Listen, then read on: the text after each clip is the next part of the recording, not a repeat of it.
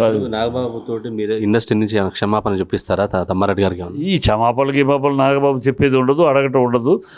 నేను ఆయన అంతే, ఆ నోరు అంతే. ఆయన ఎప్పుడు చాలా కాలంగా ఇదివరకు అట్లా ఉండేది కాదు. నాగబాబు అందరితో జోవియల్గా చక్కగా మాట్లాడేవాడు. ఈ మధ్యకాలంలో ఆయనకి ఎందుకున్న ఆ నోరు ఏమైందో, జబర్దస్త్ ఇన్ఫ్లుయెన్సా లేకపోతే ఏంటో అడ్డదిడ్డంగా ఏది పడితే మాట్లాడటం, ఎలా పడితే అలా మాట్లాడటం అలవాటు చేసుకున్నాడు. ఇన్నాళ్ళు అలవాటు చేసుకున్నా సాగింది సినిమా ఫీల్డ్. ఇవాళ రాజకీయంగా వచ్చారు కనుక, రాజకీయంగా నాయకుడిగా వస్తున్నారు కనుక మీరు ఖచ్చితంగా సమయం పాటించాలి. భాష పద ప్రయోగం ఆచితూచి వేయాల్సిన అవసరం ఉంది, లేకపోతే నష్టపోయేది మీరు అన్నటువంటి సందర్భం చెప్తున్నా. ఇటు రోజా కావచ్చు, నాగబాబు కావచ్చు, అంటే సినిమాలంటే ఇన్ఫ్లుయెన్స్ ఎక్కువ ఉంటుంది, ఎక్కువ అభిమానులు ఉంటారు, ఎక్కువ చూస్తారు సినిమాని. అటువంటి వాళ్ళు ఇట్లాంటి బూతులు, అంటే రోజా గారు కావచ్చు, సపోజ్ నాగబాబు కావచ్చు, వీళ్ళందరూ కూడా ఇటువంటి మాటలు మాట్లాడడం వల్ల జనాలకు ఎటువంటి మెసేజ్ ఇస్తారు? అదే ఇప్పుడు పోయింది ఆంధ్ర రాష్ట్ర రాజకీయాల్లో. అసలు భాష కల్చర్ పోయింది. అది వైసీపీ అవ్వండి, వైసీపీ మాట్లాడారని వీళ్ళు మాట్లాడారని వాళ్ళు మాట్లాడటం, అసలు భాష పోయింది. అక్కడ వైసీపీ ఒక అరాచకం చేస్తుంది. వైసీపీ పాలన ఎలా ఉందంటే ఒక స్ట్రాటజీ చేస్తుంది. అరాచకాలు జరుగుతున్నాయి.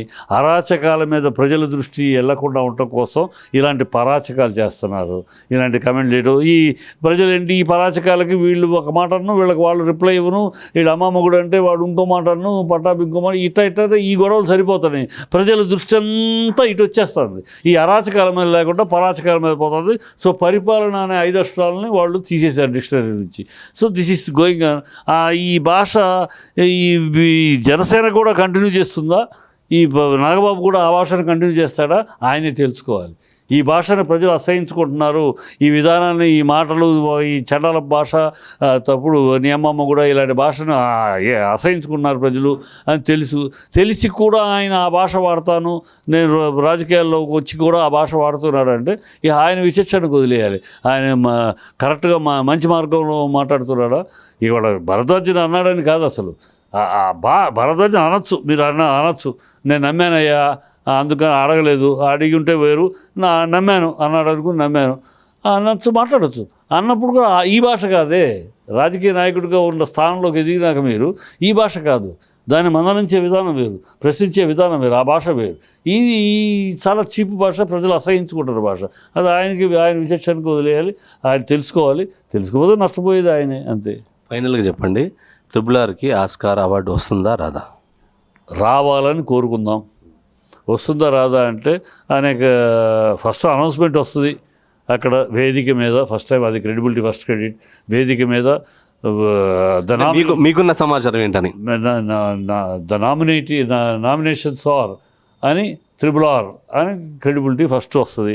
తర్వాత అవార్డు రావడానికి నాకు తెలిసిన గత రూల్స్ ప్రకారం ఇప్పుడు మారినాయా, దాన్ని అధిగమించాలి, రావాలని నేను కోరుకుంటా. బట్ రూల్స్ ప్రకారం ఎనీ కాపీ, ఎనీ ఇన్స్పిరేషన్ అవార్డుకు అర్హం కాదు.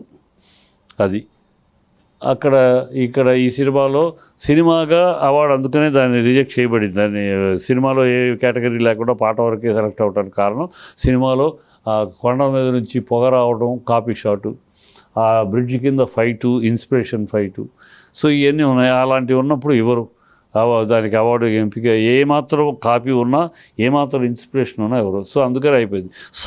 సాంగ్ను సెలెక్ట్ చేశారు. ఈ సాంగ్ ఒరిజినల్ సాంగ్ అంటున్నారు. ఈ సాంగ్ కూడా ఆఫ్రికన్ కంట్రీస్లో ఇద్దరు పిల్లలు ఆడే డ్యాన్స్ ఇది. ఆల్మోస్ట్ ఇదే స్టెప్స్, ఇదే డ్యాన్స్ పిల్లలు ఆడేది.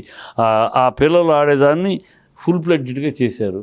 సో ఆ పిల్లలు ఆడేదాన్ని ఇన్స్పిరేషన్ మీద చేశారు అనే కాంటెక్స్ట్లో చూస్తారా, లేదు ఈ సాంగ్గా చూస్తారా అని వేచి చూడాలి. ఈ సాంగ్గా చూస్తే అవార్డు వస్తుంది. ఇది ఇన్స్పిరేషన్ ఉంది, దీని బ్యాక్గ్రౌండ్లో ఒక ఇన్స్పిరేషన్ ఉంది అంటే రాదు. సో ఆ రూల్స్ని అధిగమించి రావాలి అని కోరుకుందాం. Thank you. చూసారుగా, త్రిపురనేని చిట్టు గారే ఉంటున్నారంటే భాష అనేది ఖచ్చితంగా అవసరం ఉన్నాయి, ఎంతోమంది ఫాలో అవుతుంటారు. తర్వాత ఇండస్ట్రీలో బాధ్యతమైనటువంటి వ్యక్తులటువంటి కామెంట్స్ సరైనది కాదని చెప్పేసి అంటున్నారు. కెమెరామెన్ రాజుతో అశోక్, అమానిస్.